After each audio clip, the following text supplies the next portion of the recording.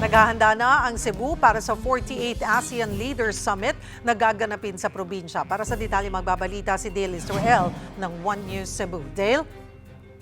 Mahinguto Cheryl, formal na nga ang binuksan kaninang umaga ang International Media Center dito sa Lapu-Lapu City bilang bahagi ng 48th ASEAN Leaders Summit. Mayroon din itong Master Control Room para sa monitoring sa mga pulong at kaganapan sa buong duration ng ASEAN Summit. Kompleto ang pasilidad para sa broadcast operation at may VIP center pa para sa mga panauhin. Kaya rin itong tagunan ang pangangailangan ng mga lokal at international media na magka-cover sa ASEAN Summit. Kaninang umaga naman, Cheryl, may isinagawa ng session exercises o CMEX kaninang alas 8 ng umaga sa mga kalsada ng Lapu-Lapu City bilang paghahanda sa pagdating ng mga delegado sa Mactan. Uulitin ang CMEX convoy runs mamayang alas 3 ng hapon at alas 6 ng gabi. Inaasahan ang pagsasamantalang pagsasara ng mga kalsada mula Maribago hanggang Mactan Newtown yan, gayon din sa Punta Engaño Road. Magkakaroon ng mga road lockdowns at paminsan-minsay paghinto ng daluyan ng trapiko sa mga oras na ito. Pinapayuhan ng mga motorista na gumamit ng mga alternatibong ruta at sundin ang gabay ng mga traffic personnel.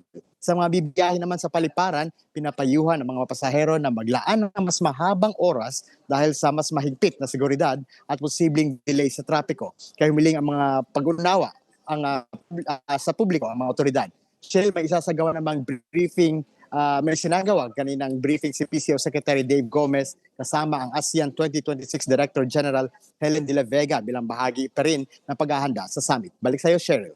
Dale, hindi naman ba nakaapekto sa paghahanda ang lindol kahapon at may inihanda bang protocols para sa mga delegado sakaling maulit nga itong pagyanig? Kahapon, Cheryl, hindi naman gaano nararamdaman natin yung ang lindol kahapon.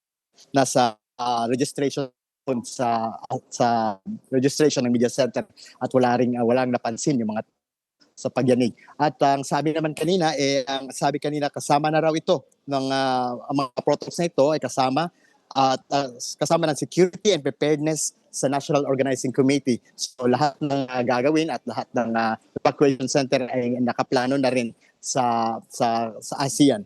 At dito sa Cebu bago lang kasi naganap yung parang earthquake simulation just a few weeks ago. So hindi na nanibago ang mga taga Cebu ng ganitong mga insidente. Cheryl. Daghang salamat, Dale Israel ng One News Cebu.